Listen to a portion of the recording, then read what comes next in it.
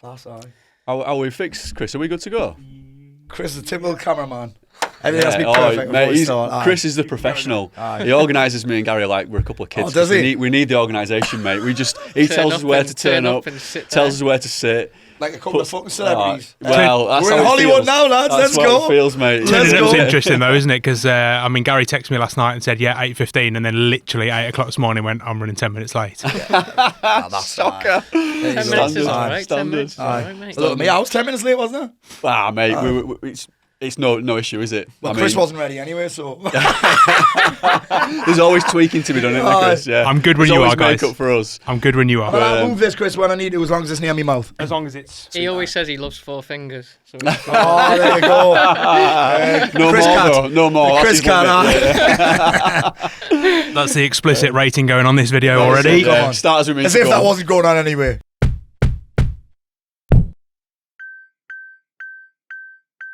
This could be a wild one, couldn't it? This could be a wild one. But hey, listen, welcome to the RUNcensored Podcast with me, Ben Mounsey, the one and only Gary House, and our special guest today, Paul Mort. Mate, I'm so excited. Mate, I'm excited as well. We're on an away day today as well, aren't we?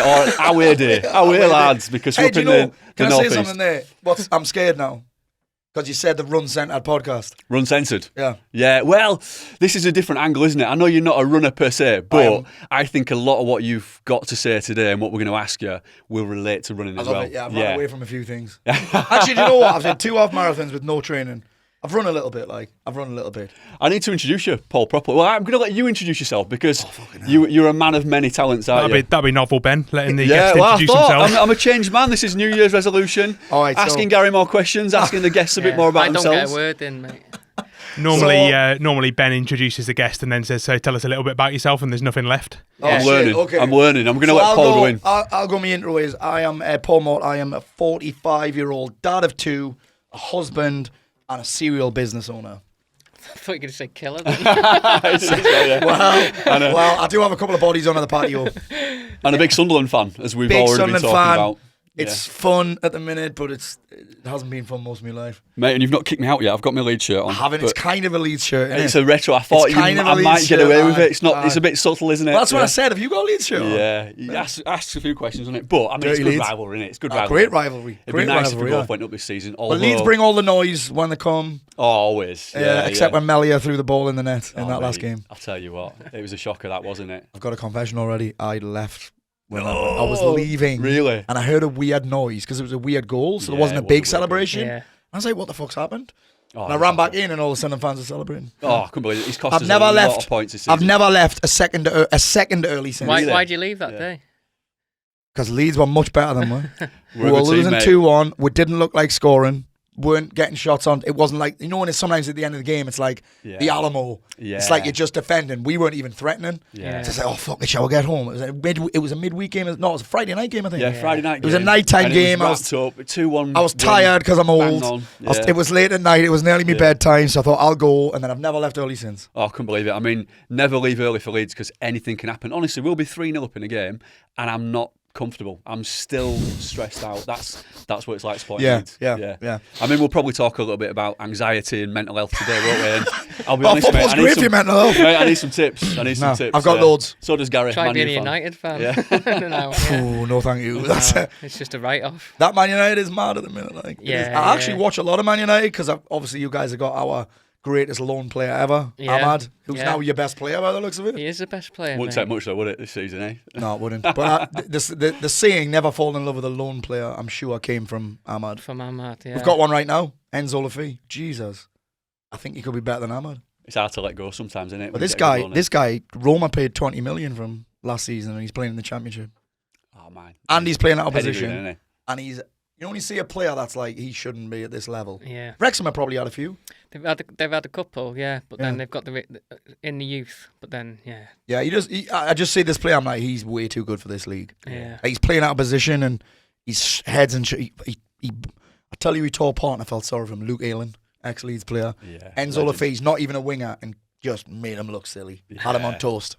Had him on toast. Aye. This is what happens every time we try and turn it into a football podcast. Yeah, there's a danger, isn't there? I had to get it in there. We'll probably talk at some point again about football. But actually, I'm interested, first of all, in the relationship between you two, because you two are friends. You've known each other for a long time, haven't you? So we're dating for a little bit, weren't we? Yeah. Yeah, like I told Gary, you, how long have I known you for? A long time now. I've known you longer than you've known me, but that's the best way to scary describe about that, is it. Till I caught him hiding in the bush outside my house. I told him this story, and it was like the background of how I knew Paul and everything. It was at the time I'd moved. I was trying to make it as a personal trainer and as some kind of coach, and I felt I had all this knowledge, but just knew fuck all about how to run a business. And like Paul at the time was doing the podcasts himself. And the old one? Literally Paul the old Mort one. podcast. Paul Mort podcast. When I used to get fitness people on quite a lot, didn't I? I would have had... Yeah, you had Gary V on. Gary V, yeah. 2014, that. Also Exactly. the lowest period of my life. Yeah, well, exactly. But from the outside, we didn't really know that, or I didn't anyway. It was just what resonated with me. And I was like, hang on a minute, this guy is doing it. Why can't I do it? Yeah. And I told him the story. What he's saying is, if this thick fucker can do it, yeah. I can definitely do it. Yeah, if someone in South Shield can be the fucking boot camp king, then He's up for us all. Mate, I was talking about that the other day. You know when you see things that you cringe at yourself, I'm like, Jesus Christ, did I really have a profile picture of me with a crown and a fucking cape on? And a thing, whatever them things are, what are they called? And Paul must be the only one who's like I've known him for, well, I've known of him for like fucking 15 years. Yeah. He seems to be getting younger. He looked older 20 years ago. I did. I saw it. Funny enough, I started working with the PT. I worked with the PT in December. I got in the shape of my life. Yeah, you look good now. And this year, I had to compete in jiu-jitsu with a weight class above at the weekend. Yeah. And I was 3.5 kilos too light for the division. And I was like, I didn't think it would be a problem. And Jesus Christ. Really? It was fucking problem. I felt like it was a whale on top of us. But so anyway, I did my review of the quarter so far. 'Cause I'm big on reviewing, right? Yeah. So I look back and I was like, what am I not on target with? One of them is my weight. I mean, I'm only 2.5 kilos heavier than I was. And I was like, what's the common, why has this happened? I'm like, well, I haven't spoken to the coach this year. So I gave myself a kick up the arse. And he said, right, Paul, I'll work you again this time. He said, but you need to send me loads of photos from when you were out of shape. And I found one from 2014 and I was like, Jesus Christ. You said you were about 18 stone, didn't you? Mate, I look 10. I'll be about 18 stone, but I also look 10 years older. Man, how's that even possible? Mad, isn't it? It's mad, isn't it? Yeah. But I love it when I don't have to explain the journey to someone because you've seen the whole fucking thing, I've seen man. it, yeah. And like at the time, I had, I was saying to Ben, I had £106 in my account, I remember. And I was like, fucking hell.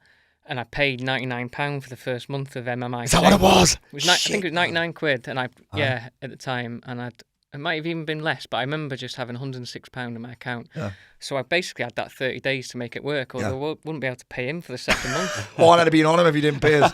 He'd have been under the party as well. So it's like, but as long as like that was, well, one, I had the motivation anyway, but two, it's like then now I've got the guidance. Three, it's like you've got the gun to the head thing to go and fucking do it. I like that, me. Yeah. And it was like, hang on a minute, this can work. And I didn't make. What happened in that time, it was like and all the way through working with Paul, it was, I'm no good with just reading stuff or affirmations or whatever that is. It was like action from straight away. It's like, you do this, you will get this. Practical. Or you do this, or you will feel like this. You know what? I've done a lot of interviews for this book launch, and people say to me, like, what's the difference between this and that? And I remember James Haskell said to me, just name dropping, James Haskell asked me on page, he said, why do you think yours is working and resonating with so many people? I said, because there has to be something to do. I'm not the theory guy. Yeah. I'm not the why guy. I'm like, just fucking tell me what to do and I'll do it. That was it. And that was what we did. And I remember, funny that, I'm going to name drop again. I remember James Smith came in. Yeah. And what I loved about Smith, and people don't get this about him, everyone wants to do what he's doing. Yeah. But they don't see how much work he puts in. No, yeah. It's like he sent a daily email for 6 months without making a sale. And I still remember he messaged me. I saved it and take the piss out of him with it. Hey, Paul, I just want to let you know I made my first email after 6 months. And most people give up after 6. And mine was similar. It feels mad, doesn't it? Because now I've got an email list of thousands. Yeah. But at the time, you're right, you're emailing to 7 people. And when you get one open... And sometimes you get... The thing is with email as well, why people hate it, is because you don't get a round of applause. Yeah. Whatever you post on social media, someone, even if it's your mum, gives you a round of applause. Yeah. So, or if you're like me, you like your own posts. But then when you send an email, it's like sending it out in the nether, isn't it? Yeah. You don't know what's happening. You're like, fuck, do people even like it? Because people often don't tell you when they like something. They've got no problem telling you when they don't. But often people are, that's the same with podcasts as well. You got all these listeners and you're like, do people even like it? Because you might not get your review and your comments will be nowhere near your listeners. Aye. It's only when you see people and they tell you like verbally give you back, but you don't know, do you? Nah, but what I did like is it was just the process of it. It was like, and like you say, I reckon you'll be the same. You'll remember that first time someone signed up off the back of an email more than when you made your first million or whatever. Oh, 100%. Because I was like, when that first email dropped from PayPal, and, you know, because you're not there, you're out shopping or whatever. Yeah, you get a ping on your phone. I was like, what the fuck? Still nothing quite like it. And that just proved that the model worked. Yeah. And from then on, you should be. You know what I love about the model, Gary? What you love as well is that I still run the same model.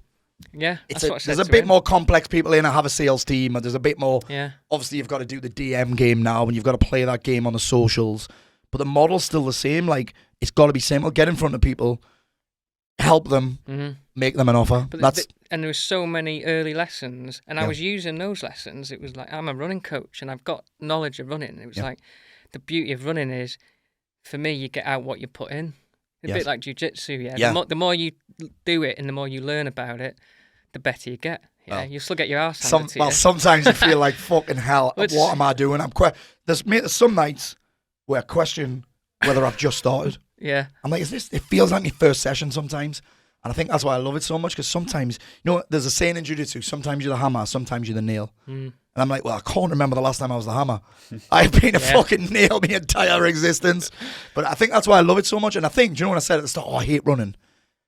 I didn't hate running until I started jiu-jitsu.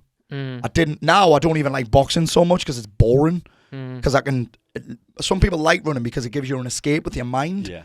But in jiu-jitsu, there is no escape because there's no thinking time. So I used to like weight training. I don't particularly enjoy that anymore, picking things up and putting them back down. I think it's just obviously I'm a little bit ADHD. You might notice that. But there's something about like not thinking that I quite like as well. Yeah. Know what I mean? So you're running now to help your jiu-jitsu? Are you doing anything? Sometimes I'll run. Yeah. I'll tell you when I run, when I'm on holiday. Yeah. So my wife likes running. She's training for the. Take your top off. I haven't started High Rocks yet. But I go. Leslie's training for the. She's always doing some kind of challenge. Yeah. And she's training for the Hadrian's Wall run. We were just chatting about it. Yeah. So when I'm on holiday, sometimes I'll go to jiu-jitsu. Yeah. But it's taking the piss a little bit. You're on holiday with your family and you go to jiu-jitsu. You're not there an hour. You're there for 2, maybe 2.5 because you got to travel and then you talk to people. It's actually, that's one of my favourite things about jiu-jitsu. You can go anywhere and you'll be accepted. But obviously when I'm on holiday, I don't want to take the piss, so I'll run quite a lot on holiday and I can still do 5s and probably 10k. Yeah, it's nice on holiday though, isn't it? I mean, obviously the weather's so much nicer, better, but you get to explore places as well, don't you? You get to map out a town or you tend to not need music because there's something different happening, and I quite enjoy that. But even in my head, I'm going, this is for jiu-jitsu, this is for jiu-jitsu, this is for jiu-jitsu. And the same with strength training. I'll go and train across the road. And when I'm lifting, picking things up and putting them back down does not do it for me. Yeah. So my coach, he's a jiu-jitsu guy, Bramber, he'll go, here's why we're doing this. Yeah. Like, why the fuck we're doing this thing? Remember fat grips? Yeah. So you make me do a trap bar deadlift with fat grips. And I'm like, why are we doing this? And he'd be like, well, when you grab a hold of someone, when you grab a hold of the neck, they won't be able to pull their head out. I'm like, oh, I'm in. Yeah. I'm in. You can sell it to me. And I have to sell myself on running. I never used to. So that's the motivation to get better at jiu-jitsu. It's like the link. Yeah, it's like the link. Yeah. I can link anything up now. I can link anything to jiu-jitsu. Why are you meditating? Also, I'm calm at jiu-jitsu. Or because I need a nap. Yeah. I was saying to Ben though, because you guys don't often need, you know when people say you need discipline, right? Yeah. People that love running don't need discipline to run. This is what we were saying. We were having a talk, weren't we? Like when people come to us, or people like runners, then they call themselves runners, but like, how do I stay motivated? I lose motivation, and that doesn't compute with me in it. So I'm always interested with It is a weird, like, I'll say this, I don't need discipline, I don't need incentivized, I don't need motivated to do it, I get to do it. Yeah. It's not good to train when you're sick, because you pass it on to other people, because you're fucking breathing on them and sweating on them and rubbing dicks with them and that. It's a bit weird. And you've got really tight clothes on. Really tight. It does sound like running. Like, honestly, you literally be rolling, there'll be a pube on the floor. Like, how the fuck's that there? Someone sweat in your eye. Like, it's just weird. Yeah. But where am I going with this? You don't need motivation. I don't need motivated to do it. I would do it even if I was sick. Yeah. So when I see people prattling on, about going to the gym, and needing discipline. I'm like, you don't need it, you love it. Yeah. So that's what I'm saying about, I do need motivation to run. I do need motivation to lift weights, and I get that. You think about the word motive is in motivation. Motive is just what's in it for me. Yeah, I see. So I'm like, well, I'm running because that's going to improve my recovery in between rounds. It's going to improve my aerobic capacity or whatever it's called. Yeah. And that's the same for runners that don't like the strength training, or they don't like going to. Isn't it really important for running now, though, isn't it? Massive. It's getting pushed even more and more, isn't it? Yeah, It is. Yeah. That's how I view running for you, if you know what I mean. So you do the running for the jiu-jitsu. I'd have to do the strength work for the running. And I hate doing it, but I just see the end goal and I link it that way. So I'm like, I know it's going to do me some good. So I'm gonna so that's how you get your motivation, exactly. isn't it? Yeah, and like you say, if you're in the gym and you know why you're doing a fucking single leg press or something like that, at least you can, if you can link it to running somehow, that is all the motivation. The only thing I hate worse than picking up things and putting them back down is the environment. I hate the environment as well. Yeah. It's weird as well. There's blokes with their nipples hanging out. There's birds with hardly anything on. I mean, that's not bad. That's quite good. Yeah, I was going to say, yeah. That's a motivation. Then you've got the tripods everywhere. I'm like, what the fuck's this? Yeah. It's different, isn't it, now? Yeah, like it's been so long since I've been in a gym for those reasons. I just put a few bits of kit in the garage, and even then I find it hard to go in the garage. So it's not, you use location as an excuse and all these excuses. It's like, I've literally got a gym in my garage. Yeah. That's what we do now. And now it's just a bike shed for the kids. There's a gym over there. The gym that I train at now, it's in the jiu-jitsu gym. So I get away with that as well. But sometimes if he's off or sometimes I have to go in that environment. I'm like, oh, fucking get me out of here. I remember once, like the pure gyms and the total gyms and the gym group. Went in one of them and I had to walk in this like teleporter. You know the thing where you scan you in. You have to stand there and scan in. I went in, I did a set of warm-up squats and I went out. And I joined that day. 70 minutes later, I cancelled my membership. I was like, this is not for me. Nah. So you got to, I think with motivation that you got to set it up so you can win. And I never get, and I always say this to a lot of people. So you want this goal and you're building a plan, because we get to build a plan to hit the goal full of shit that you hate doing. Yeah. Like at least limit the shit that you hate doing. I never get that. It's like when people it's like you have to suffer. Building a diet plan full of shit that they hate to eat. Shit that you hate eating and taking out all the stuff that you like. And make you miserable and all that kind of stuff. It's never going to work, is it? It's a non-starter, that. Nah. Unless you've got a really strong link to something. Yeah. Do you know what I mean? Like I know in the lead up to a fight, if I'm overweight by a bit, I'm willing for a couple of days to not eat anything and drink fucking 8 litres of water a day and piss all the time. Yeah. Like I'm willing to do that, but only for a couple of days. I listened on the way up to your podcast with Tyson Fury. Oh, did you? I thought it was amazing, mate. Oh, thank you, sir. I mean, I was terrible at interviewing him. It was my first ever interview. Honestly, no, you weren't. Listen back and listen to how many times I went, I do that all the time, though, so I'm probably terrible as well. Yeah. I listened to it. It was the first ever one that I did, and it was... The thing is, though, he's somebody who's got so much to say, and he's such a big personality. I don't think anybody can help themselves in that situation. But I did really relate to a lot of the things that he was saying, even though me and him are totally different people. Yeah. He was saying things that I thought, I do that. And like the way that he talked about enjoying training more than the actual fight. The fight was just a bonus and add-on, which I really loved. And the fact that you just mentioned weight then, he dropped, 6 stone in 8 weeks, I think he said, for a fight, didn't he? Which is crazy, isn't it? It is crazy, And the way that he's able to do that, to get himself in that shape, but you have to have some motivation. You know what it is with Tyson? He surpassed my expectations. Yeah. Because you never know, do you? Sometimes you think he's a bit of a dick. Sometimes he comes across a bit of a dick. He just fought Deontay Wilder. He was the biggest thing at the time, wasn't he? Yeah, massive. Right? We did it in lockdown. We broke all of the laws. Yeah. Right? Worth it. Podcast studio didn't want to open. They're like, we're closed for covers. I was like, trust me, you want to open the studio. Yeah. You got to make some exceptions. Who is it? And I wasn't allowed to say. I said, put it this way, he's the biggest thing in the world right now. And they're like, oh shit, let's come and meet him, come and get photos with him. I was like, let's go. And he was just sound as fuck. He's a normal bloke. Yeah. He took a selfie at the end and his phone was fucked. I was like, that is like my 11-year-old daughter's phone, screen completely cracked. He'd just been paid 20 million quid or something for fighting Wilder. I love the fact as well he'd got all his bags in the truck to go to and he'd just been in the tip. He was just, and then at the end, so we're meant to do 45 minutes. At the end, he was like, come out with more questions. And he just kept going. Yeah. And that's, I guess he's one of the ultimate examples of, you need a goal and everything, but it's like what happens after that goal is important. I remember seeing, I think his dad's a cock. If you listen to John, that's why you haven't been on my podcast yet. I've actually been off my John a couple of times. I was like, nah, it's all right. I don't think I get on with him. Yeah. I mean, I'm sure he's sound in his own way, and he's the fighting man and all that kind of shit, but I listened to one thing that he said, and I think it was on that At Home with the Furies on Netflix, where he said something like Tyson needs a goal to move towards, something to move towards. It doesn't have to be a fight. I'm like, I believe everyone's the same. I think we all have to have something to move towards, otherwise we go around in circles. And that's tiring, and that's boring, and that's when men, sure would have got on this at some point, men in particular lose their sense of purpose. The only sense of purpose, their goal is to make it a Friday, or they're 2 weeks in fucking Turkey. Yeah. That's it, and that's not enough. That's fucking surviving. That's fucking a quiet desperation, waiting to retirement age, and then waiting to die. That's not.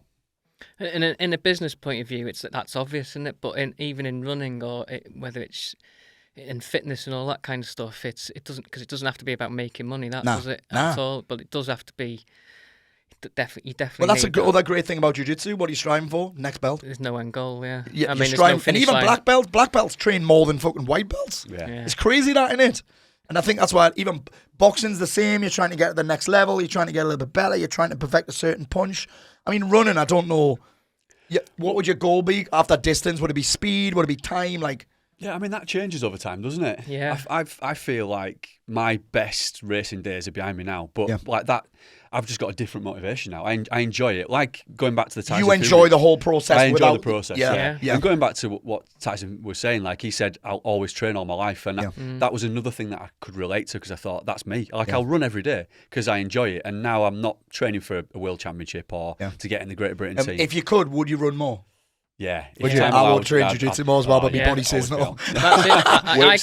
You'll be the same. I got to a point where I was being quite competitive in races and stuff, and everything's going well. But then it was almost like I don't want to do races because they're getting in the way of the training. Because you have to have 2 weeks rest going into it. You're fucked after it for a couple of weeks. I don't want to miss running for a month. That's so interesting that. And I started racing less and less, but training harder than ever. Competition in jiu-jitsu is quite a weird thing as well. Yeah. I saw at the weekend, someone said to me, why are you competing? I thought you hated it. I was like, that's exactly why I'm competing. Because part of me wants to win gold. Never won a gold.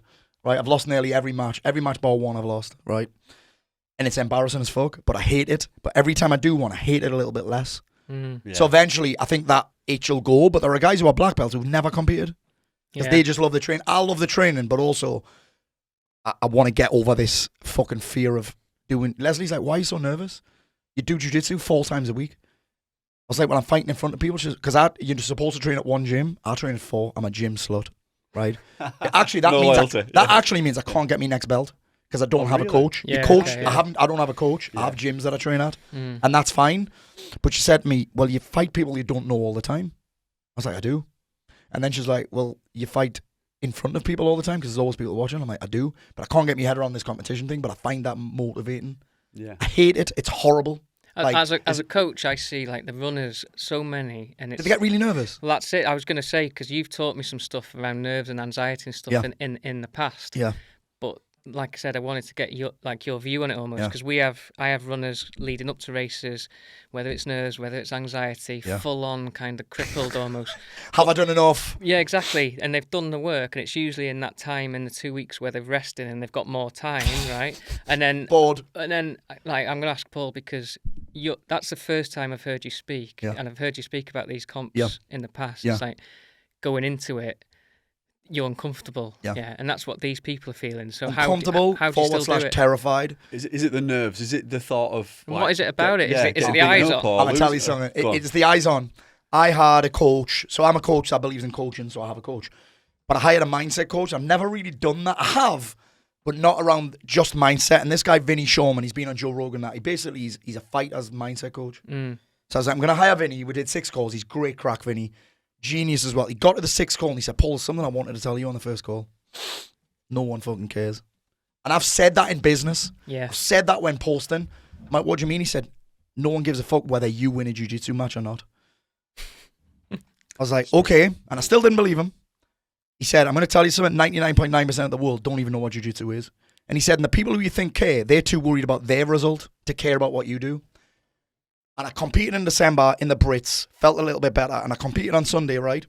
But I forgot to take any photos, and I forgot to get video, so I didn't post anything. Do you know how many people have asked me how it went? None. Not a single fucking soul. Not even people that I train with. Yeah. Me kids and me wife, In fact, the kids didn't even ask. I told them because I thought they cared. Leslie asked me, obviously. She's like, I'm proud of you anyway. And it was the first time I thought, actually, and I did way better than I've done before. Like, I was still nervous, but not as bad before, just because I'd compete, because I'm in a phase now where I used to do it once a year. I'd do the Brits. Now I'm like, I'm doing 3 this quarter. I've got another one in 3 weeks. I'll do another one at the end of March. I want to speed up the process of, like, eating shit. Yeah. There's a quote that I love, which is, if you have to eat shit, don't nibble. So I'm not nibbling. I used to nibble, and it still tastes like shit. So I'm like, if I'm going to have to eat shit, I'll just get it all out the way. I might not compete again this year. That was like you having your lunch in the car outside. See him. Your next meal's coming from, yeah. Fucking hell. Where was that thing going? Like? I eat like I'm in a family of 8. I've grown up in a family of 18 and I'm the youngest. Really? Yeah. Oh, mate, I don't know what it is. I I don't know what it is because I'm, I grew up in a family like someone's of 2. going to steal it. Yeah, I do, mate. Yeah, and I don't know where it's come from. I don't know what it is. Outside your office, just fucking shoveling this. Like it might be a week until my next meal, and I don't know where that's come from, honestly. But that is just how I am, man. I do love food. I know you love your food because I've listened to it on your podcast, but I love the food. But listen, you said something really interesting then, and going back to it's probably the runners' problem, though, isn't it? It is. Tell about the runners. You think the people are watching you would think we get this paparazzi effect. Absolutely. The only effective thing I've done, and it's probably by accident, but I think we all know this, maybe subconsciously, is I've got the odd person to say, right, enter your next race, don't tell a fucking soul about it. Yeah, just I know about it. That's kind of what I did at the jiu-jitsu Exactly. thing. Yeah. By mistake. There's no plan to get your profile picture on Instagram and shit like that. Just don't tell anyone. After, by all means, share it afterwards. Sneaky. But I think that sometimes that can work. Like, telling people can work. I think it depends a bit on the personality and the thing. Because I remember when I went in 2021, I said I'm going to do a year booze free, and I tried it before and failed in private. But I was so committed. As soon as I told everyone, they probably don't care. Yeah. As soon as I told everyone, it was game over, and I've never drank since. Like, it's mad how that happens, but I think it depends on the person, depends on the context. But part of the reason I did so well in that comp was because I didn't tell many people. All the clients knew, and there's a few hundred of them that know. Clearly, I was like, thank you. Thanks for asking, I lost. But then at the same time, what I did was, in the Brits, in the comps previously, they were in Coventry, and I cut weight, so I weighed in at 9 o'clock and didn't fight until 7 o'clock on the night. This time, this is mental, I took my son to boxing, I took my daughter to drama, I went to the match, left at half time, weighed in half an hour before, had a fight, came home. And the experience was completely different. So probably the races where you travel are probably even worse. You've had 2 weeks off, anxiety and boredom are best friends, and that's probably what's happening there. Going back to what you were saying as well, that nobody gives a shit, and they don't, do they? Outside of your little circle. Kind of wish they did. I know everyone thinks I do, Ben. But I remember when I was competing at a really high level, and you put the pressure on yourself because you think people are watching you, they're expecting you to win or be there and thereabouts, and then it gets to a point where you might not get the result you want, or you start tapering for whatever reason, or you might not be performing at that level again. Yes. But then you think, oh shit, people are wondering why I'm a loser. People think I'm a loser. And it gets in your head, and then it puts you off racing, and you don't fall out of love with the sport, but I had to change my mindset. I had to, and getting older as well, and it took me a long time to accept that I was regressing with the running, and the fact that I had to just basically realise that people just didn't give a shit. That's quite interesting. We said our family and the people closest to us, I don't think they really care. They just want me to think they do. I think you're probably Leslie doesn't give a fuck. No, I think she does not give a fuck, but she likes me to think that she does. Well, in my house, Charlotte's the planner. So if I say I've got something and it's running related, it's like, well, you've got to do the kids or what. It's like all she cares about is what time you're going to be back and what time you're leaving. Last night I hadn't trained all week because we've been busy, and normally I pick Nina up at 6:30 from singing, and then take Max to rugby at 7. No, I pick her up at 6. Most classes are 6 till 7. So I found another gym that I can train at where I train 5 till 6, but then I can't pick her up in time. So I had to text our mate's dad and say, can you get Nina from thing until 6:30? Leslie didn't know until last night. What you doing asking for someone else's? I'm like, she sleeps at the house all the time. It's fine. It's not a nonsense or anything like that. I don't think he is. I'm joking. I'm joking, but like, that's and again, I think when you get to a certain age, that fucking planning thing and that, it gets chaotic, doesn't it? Yeah. It does get chaotic. In terms of mindset, though, you have to have a fresh approach, then, don't you? And once you accept that, you can laugh about it. Yeah, you can. I'm just going to enjoy it more. I've enjoyed it more. The other frame that I got, it's just a run with other people. Yeah. Yeah. Like, it is, isn't it? Yeah. Like, it's just and I think that, I mean, I've never done a race, but I've done the Great North Run twice. And I'm just like, it's just a run, because the reality is, this is the mad thing about the Great North Run finishes at my house. Like, the finish line is 2 doors down.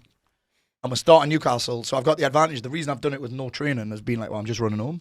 Yeah. With other people. Other people are joining us. She's got a great butt. Last time I did that. That's the motivation. She's got and I was thinking about what I was going to eat because food trucks are outside my house. Yeah. There's 20 food trucks outside my house. What am I going to eat? On the other side of that, we've got this thing. I don't know if you'll be able to link it to jiu-jitsu, but in running, like nowadays on Instagram as well, people will DNF so they don't finish. Yeah, did not finish.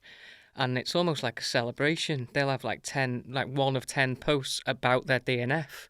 And I always find it quite a weird... Justifying it and almost like people, it's almost like, the story of the DNF and stuff like that. They feel like they have to explain themselves, don't they? And like you say, nobody... I can't often just say I lost. Nobody cares if you win. Either don't. Think about how many people care that you didn't fucking finish. So true, isn't it? It's a self-justification. Like, I'll say I lost, but then I'll go, oh, I only lost by 3 points, or I lost by an advantage. Oh, but I took them down. Yeah. It's so weird. We always justify shit like that. But you think about my brain does two things better than anything else. My body. It's really good at trying to predict things, getting them mostly wrong, and it's really good at justifying shit. That's my brain's two jobs: prediction machine, justification machine. It's mad, but you can justify things in a way that works for you, though. Do you know what I mean? Like, you know what I'm saying? I can convince myself that people do care about certain things, like the boozing thing. That thing there, people care less about that than they do about the jiu-jitsu. But I convince myself that they do, which works for me.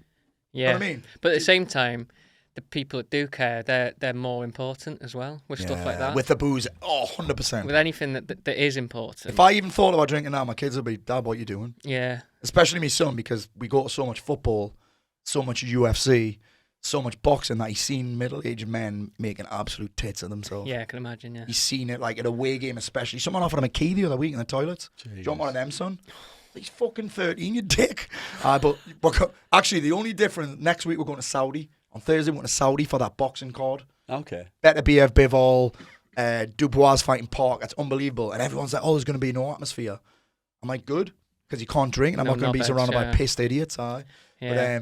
But that whole drinking thing's an interesting one as well. Like, do you think going back to like people having to justify these DNFs? Do you think social media? I mean, I'm sure it has. Social media's got a lot to answer for, hasn't it? The comparison syndrome and like, 1,000%. It's hard, isn't it, to escape that? So you know when people say, "Oh, you just want likes and comments," I was like, that's what social media is.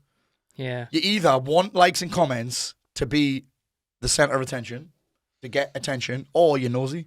That's the only two reasons you'd be on social media. You're a nosy cunt like me, mum, or you love being the center of attention like me. Like that's the only two reasons you'd be on. But yeah, social media, 100%'s got a lot to answer for.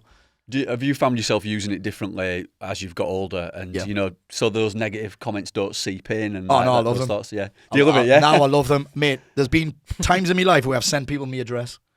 Come and say that in me fucking face. I've offered people that, mate. I've had the police involved before because someone sent us death threats. The thing is, though, you're pretty handy. Like, if I said that, people would take it out. Also, at the time, there'd be a queue. We had a guy called Mark working for me who was a cage fighter. So I was like, come down when Mark's here. Just give him Max a try. I'm Mark. He's a gangster. But now, I've had to find a way to absolutely love it. So I'm like, how can I use this? So changing the mindset. Oh, mate. Every time I get a comment, I'm like, we're calling it haterade at the minute. How can I thrive on this? How can I make them feel stupid? It's actually not. How can I use this as content? Because what I've realized is people love drama. Yeah. It's a bit of drama. The biggest one that I've got right now is people saying, why only men? And I'm like, why not? And then they lose their shit. No one's answered the question. I get asked that every day. I've never had a single person saying, why not? Answering that question. And then they start kicking off.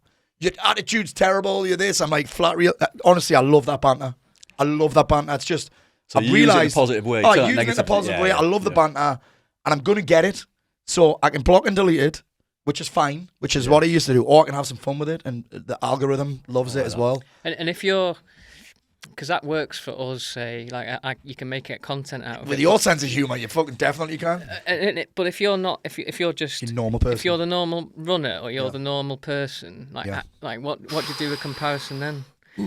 Because I've heard you say it's like, and I depends what frame you put it in. Exactly, and already I would do this with my runners. It's like it's a bit like when I was starting out in business and things like this, you could look up and I could see people doing better than me that sometimes I might not think I know more than them. Why are they doing better? Or it's like, how have they done it? Or how do I get to that? It's a great point. It's a great point, mate. And, I think, and you use it as the fuel for being better yourself. Rather than why not me, how has he done it? And sometimes you got to look at who it is as well. Like, there's no point in me comparing my jiu-jitsu with someone that started 20 years ago. Yeah. That's stupid. Even Leslie will go, Paul, you've done 4 sessions already this week. Why have you got 2 more booked in?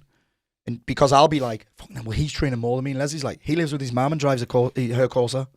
Yeah. And he's 19. Like, what you doing? So it's, even I have to be reminded sometimes, why are you comparing where you're at with him? Do you know what I mean? And then we've got the people our age or their family people, and they've got jobs and stuff like this, and then they compare themselves to like a pro or like a 22-year-old content creator living in London. It's like, what the fuck? That's the big thing. But it's not a content creator; they're just a trust fund spender. You got to look at the whole. You got to look at the whole process. And a great example is Chris Williamson, right? Yeah. People will start a podcast. They'll do like 10 and be like, "Why aren't I getting these numbers Chris is getting?" I'm like, "Well, Chris, it's the only thing he does." Yeah. Like, he legit creates podcasts full time. Most people that started, it's like on top of that other stuff. It's a little fun project, and then they're like, "Why am I not getting those results?" I'm like, "Well, he's done 3 a week for 8 years. Yeah. He does 2 hours. I think he does something like, he told me 2 might be an underestimation. He does it's probably more likely 12 hours research on the person he's interviewing. Wow. It's his full-time thing. So he gets pro-level results. Whereas most people are doing like Sunday morning effort. Trying to fit it in, aren't they? They're doing Sunday morning effort with fucking, and they want Champions League results. It's not going to fucking happen. No, so I think that happens with running as well. I'm like, compare the whole picture, and B, if you are going to compare, look at what they're doing, and also look at what you're not doing. Yeah. And I'm like, there are people further ahead than me who are not doing what I'm doing. Like, they're not running a business, 7-figure business like mine. They don't have 2 kids. They don't have all of this. So part of you think you're comparing yourself to if you're comparing yourself to a runner who's a 22, they're probably thinking, oh well, they've got 2 kids. I wish I had 2 kids, not a 22. Like I wish I had that car. I wish I had this. Like, it's just a whole picture thing. And again, it's the same as all of the stuff. You can choose the frame that you put it in. So it's the same with the telling everybody and no one cares. Like, you can use that to your advantage or not. It's this or that. What does it mean? Comparison's the same thing. Like, I quite like comparison. Did you get it on Strava, Gary, as a runner? You know, like, because I don't know if you use Strava as well, but that's our thing, isn't it? Yeah, like, I'm not using anything now. You come off completely. No, I don't even. I use the Whoop band every now and again, but I keep forgetting to charge it. I've had a Whoop band since 2020. I actually love the data.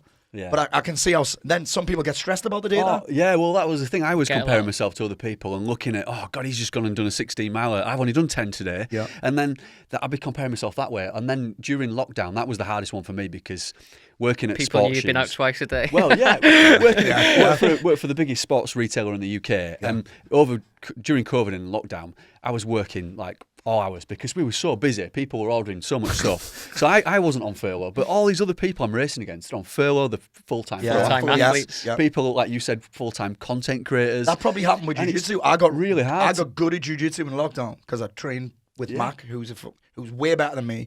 All he did was send me my garage out and train in there every day. Yeah. People were messaging me wanting to come and train because no gyms were open.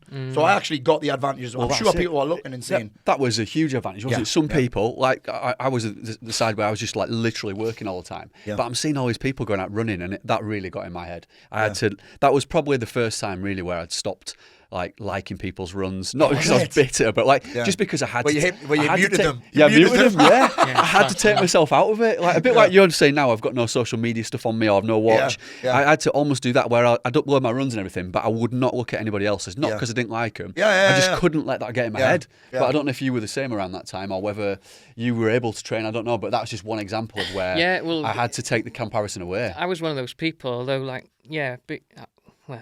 being a running coach when everyone was on lockdown, you wake up thinking, shit, this isn't ideal. But again, I remember, like you were saying, there's people that gyms were getting shut down and everything.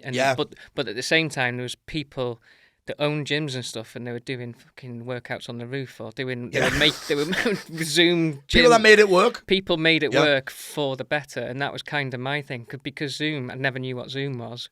That's my Zoom coaching and training was born and stuff like this. So I stood in the garage, and it was basically like a drop-in centre every day. It's similar to what you were running, but that's what people wanted, the connection through Zoom. Yeah. And like you say, I could have been a full-time athlete at that point, but I wasn't. I just ended up working harder. I did run more because you weren't doing the normal stuff, weren't you? You weren't going to the school. You weren't going to the supermarket. Yeah.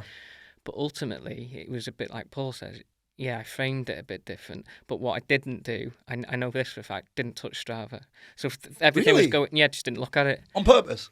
Well, I was being coached by a running coach as well. So all my feedback and accountability. What, someone better than you? Yeah. Don't believe it. Don't believe him. Do you believe him? I don't believe it. I don't believe him for a second. No, I don't. I'm not buying this story. It's a made-up story. This. So all my feedback and accountability went to him. Yes. And during lockdown, that was all I did, and I probably got the fittest I'd ever been with no races. Oh, really? But like we say, there was no race, there was no end goal other than train hard, be a better runner. Yeah. But I had to survive business-wise. Yeah. And yeah, my business grew in lockdown. And it's because of what you made it mean. That's what the frame is, really. It's like, what does this mean? And then, well, what else could it mean? Because that's the difference between someone getting stressed out about the numbers and someone that isn't. What does it mean? Or what else could it mean? So I could be, I'm on a red on the whoop band today, which is most fucking days. I'm on a red. That means I'm really tired today. Or what else could it mean? I trained really hard yesterday. And everyone's got I'm 45. Everyone's framing it differently, because I remember you said this.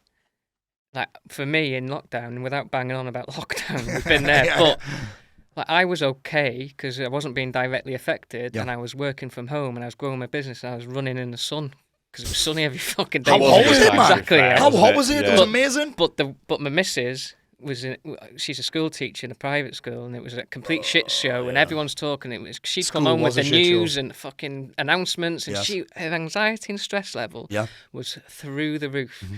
So she's coming through the front door with that, and she's getting met with me fucking chilling. Tanned as fuck. And tanned as fuck.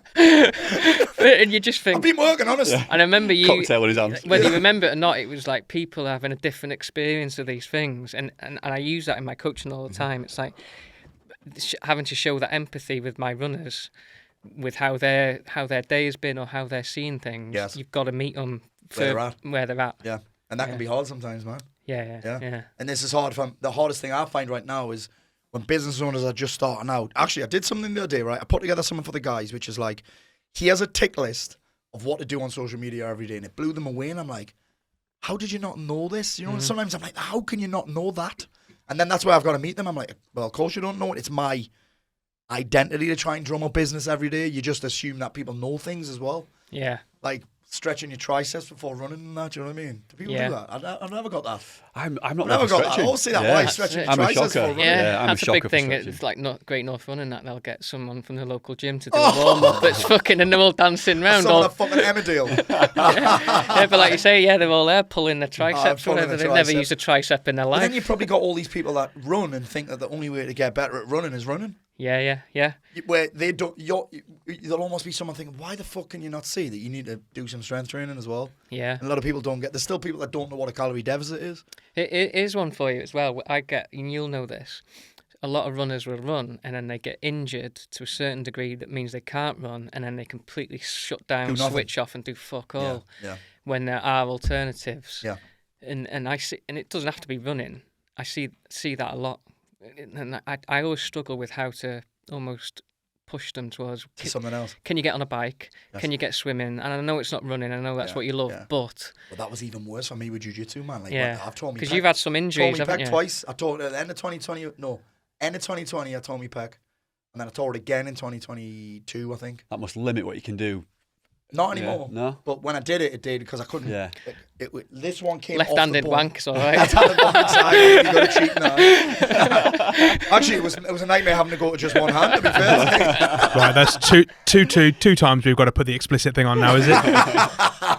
It's not supposed to be that kind of quad pass. I couldn't double fist it anymore. But it was they're pretty bad injuries. Them like this one was the left one, the tendon and everything came off the bone. Wow. So that all curled up inside of the pec and it was massive. Couldn't do anything.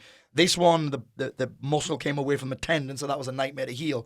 And if you don't get it repaired, I think it's within 6 weeks, they can't do it. Wow. Because it just starts healing inside of the pec, which means you can't do anything out here. It was mad. But obviously me loving jiu-jitsu and having a slightly weird addiction to it, like worrying addiction to it, I'm like, what do I do? So I ended up strength training more. My legs got strong as fuck. I could run then, actually. I remember doing a run with the boys from Through Dark, like this 15-kilometer thing. It was fun as fuck. Actually, that's why I signed up for Everest Base Camp. Oh, really? Yeah. I hated it, by the way. Well, that's good because it took you in a different direction. Well, it did. It took me in a different direction. We did Yorkshire Three Peaks and we did all that shit. Because I was like, I know that I can't just not do anything. Because I said to Ben, although he'll say he doesn't like running and stuff, which is fine, but he's done the fan dance, he's done these challenges, he's been to Everest Base Camp. I wanted to know what was the motivation behind doing that, putting yourself in those positions. Yeah. So a couple of times it was because I was injured, right? Yeah. Because I couldn't do anything else, and when you just get to know yourself, that's one I think I'm good at, is I know myself, and I'm honest enough to admit. Like for example, I used to take meal prep on a flight. Yeah. And be like, I'll just eat this. And then I'd eat the meal as well. Now I'm just like, I'm going to stop lying to myself. Do you know what I sometimes say? It's okay to admit that you're not willing to do the work. Yeah. I'd rather do that. So when I work with this PT, he's like, are you willing to do this? Sometimes I go, no, I'm not. I'm not willing to do that. I'm not willing to give up this. So you go like, are you willing to strength train an extra twice a week? I'm like, no. Because I'd have to drop 2 jiu-jitsu sessions. I'm not willing to do that. My nutrition guy, he wants me to get shredded. He's like, I need you to lift twice more and do some condition. I'm like, mate, I'm not going to do that. Because that means I'd have to do this, and they're quite happy with that. Because what most people do is they convince themselves that they're going to do it all because they're motivated in the moment, they're fired up in the moment, so they'll make all these promises and then break them. I know myself too well that if I say I'm going to do something I hate, I'll hate myself for not doing it. So I'm just like, I'm going to do all this thing. But what motivated me to do most of them is a couple of times because I was injured. Everest Base Camp was definitely one because I was injured. Secondly, I know that I need to target whatever. Thirdly, I think the benefit of doing what I do is like I get to add things to my CV. I do like impressing people. I do like inspiring people. So I no need a challenge. My kids love seeing me do that shit as well. Like my dad's done this, my dad's done that. And I suppose the biggest one is I just know that I need a challenge. I know that I need to be uncomfortable. The first time I saw you do something completely, it wasn't completely out of what you usually do. It was like that Goggins one, the 4x4. Oh, whatever. I was injured then. And you were injured, and it's you have to do 4 miles every 4 hours for 48 hours. 48 hours. But you did it with a weight 16-kilo kettlebell because it was from my friend that died. I remember saying to you, why the fuck have you got the kettlebell and stuff? Because you weren't hard enough for so the my friend that died, right? It was in his memory. He died like a month before or something, and he did the fan dance. And when you do the fan dance, you've got to do it with the SAS selection with weight. The Bergen, But you're meant to pack your Bergen. He just put a kettlebell in his bag, so it was bashing all over his back. And then when he got to the top, he binned it off, and going down is often harder than getting up for some people in it. You know what it's like, your knees can't take it, so you binned the kettlebell off. So right, I'm going to do it with a 16 kilo kettlebell. Here's the mad part. Because I'd done the fan dance and things like that, I found that challenge quite easy, which is weird. My feet were a mess because I don't run. My trainers fell apart because they were shite, so I ended up doing it in a pair of Air Max 90s, which are obviously fashion trainers, right? My feet were a mess. In fact, I went for pec surgery the day I finished it. Because I remember going in and they said, so I've got my feet all, I went to see a chiropodist, I've got my feet all bandaged up and that, and all the dressings on. They were like, what we operating on? Where should we start first? I thought you were coming in for the peg. I was like, oh, don't ask. That's quite mental, but that was again because I couldn't do anything else, and because sometimes I'm just like, someone tells us I can't do it, I'm going to do it. It does sound, I know you said you weren't a runner, but and obviously exercising. Me and Whitney Houston ran that. Oh, really? Me and Whitney Houston. Me and Whitney Houston, 4 o'clock in the morning singing I Have Nothing. But like, exercise has obviously been a big part of your life, and when you've had your low moments, like have you turned to exercise to get you through, or has that been a big part of it? I don't know, because I know you. It's a great question that It sounds when like I've been rock bottom, the last thing I want to do is exercise. But it sounds like when you've been set back with injury, you've tried a different type of exercise. I know that I have to. So maybe you've done it without realising. I don't know. Because when you came back from, I feel like I'm going to sound like a stalker now. When we came back from Marbella and you were 18 stone. In 2015, I think it was. Yes, end of 2014, so how did you get yourself back on track then? Because you were a former PT. You were. And then that made me hate training. Yeah. So because you just talk about it non-stop, and I'm like, I hate this. What did I do? So what did you do there? Because you obviously did something that kickstarted that again. And I know you mentioned on one of the podcasts, I think it was episode 3, and you talked about calorie deficit and the fact that you read that book. We spoke about a guy before. I was like, have you had Mike Samuels on your podcast yet? Mike Samuels wrote an article that said how I got fat with the clean eating or paleo. Remember when paleo was a thing? Yes. How I got fat with paleo and how I got shredded eating Haribo, Pringles and ice cream. That's the one. I read the article and I still tell him now. Changed your life. Changed my life. I'd never seen that. I'd heard of flexible diet and if it fits your macros fun. I read it and it made the most sense of anything. So I read that article and it changed my life. And then I'd never done this before. I joined a local gym that was like group training. And I loved playing football and I loved being around people. I didn't for that period of my life, actually. I hated people. I hated myself. So once I got in that environment of being around loads of people, I kind of fell in love with training. And then I went back to playing football. And then I got in that social environment. But that diet changed my life. It's mad, that, isn't it? It is mad. You still kind of. That's what I do now. Wow, still what amazing, I do now. Isn't it? Yeah. I still, if I've got a period where I need to cut weight, the first thing I do is my fitness pal gets fired up, and it's that mad now that you don't have to use it after you've used it. You know how many calories are in things. Yeah. Calorie deficit did all right. Calorie deficit. We've got people that have made millions out of that shit. Yeah. But it's that changed my life, and then I just tried various, like you said, I tried different things. Yeah, that's honestly, if I didn't really do jiu-jitsu, I'd play to paddle. Yeah. Paddle's so much fun. Yeah. But I tore my hamstring playing. That's another reason why I did Everest Base Camp. Actually, it isn't. I booked Everest Base Camp because I had a torn pec. I recovered from it. And then someone said, paddle looked, when I lived in Marbella, I seen people playing paddle, and I thought, that looks fun. Yeah.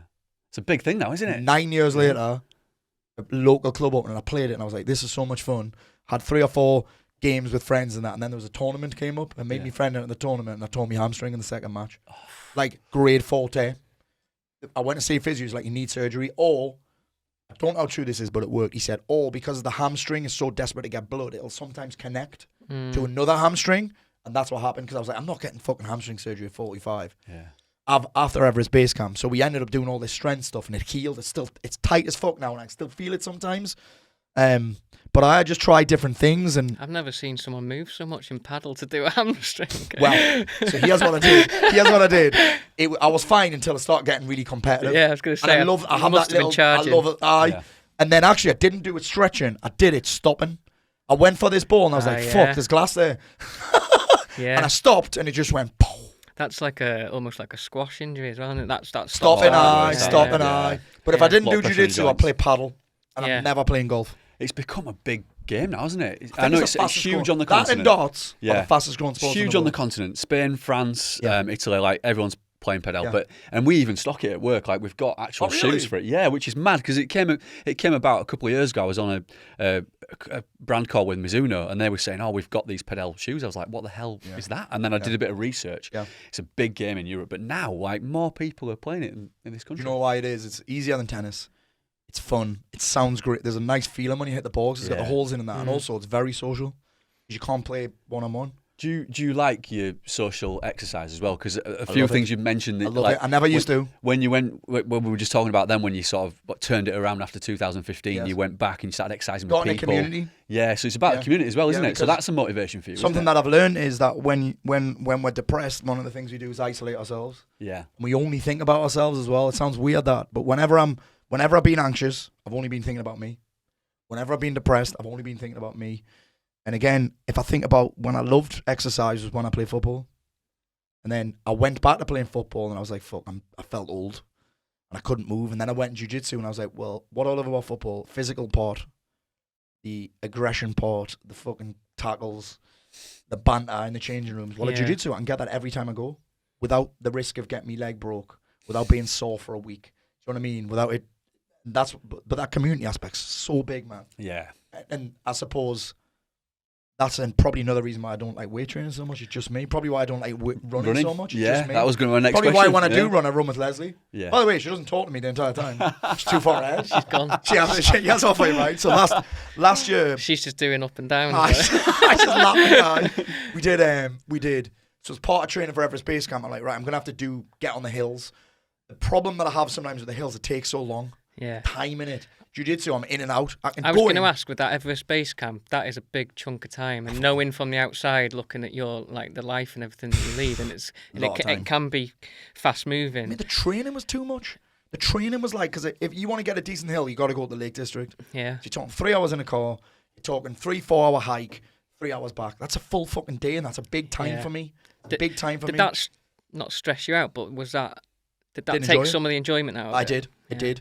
So we did the youngster. Because in reality, you could probably turned up to Everest Base Camp without that training and 100% done all right. I would have done it. 100%. I would have done it 100%. It actually wasn't that hard physically. It was all mental. And I'm not meaning the exercise mental, I mean the waiting around. So before we get out of that, I'm going to tell this Yorkshire 3 Peaks story. So I was like, I'm going to do Yorkshire 3 Peaks, and it was December. Leslie's like, I'm coming with you, it's too dangerous. It was fucking snowing and that. Anyway, I said, listen, I want to do it on my own, because when I've done all the training, if I'm going slow, I've got like an audiobook on or something, like a storybook. Yeah. And at the time, I was listening to this. There's one of my favourite writers called Joe Abercrombie, writes these amazing fantasy fiction books. Can you believe I listen to that? People are like, what, you fucking nerd? People don't believe me. People will be like, what should I read? I'll be read this. They start reading it, they're like, fucking secret geek. I'm like, I am actually. But you need something. It's like You people do, always think well, that I'd well, listen to running or read running magazines. That's the last thing I'm going to be doing. Like. The guy that reads this is just he does all the different voices, and I'm like, this is like watching a fucking movie. Anyway, so this one trip, I was like, Leslie, listen, I'm gonna listen. This is not gonna be a chat for 3 peaks. And she was like, she said, you didn't talk to me for the full fucking 7 hours or 8 hours or how long I took. She said, at one point, I was miles behind you and you didn't even look around. I was like, I told you. But yeah, Everest Base Camp was, I'm glad I did it, but I wouldn't do it again. Guys, we're just going to take a short break there because we're going to try and keep the podcast down to an hour. So if you want to listen to the rest of this conversation with Paul, tune into the next episode.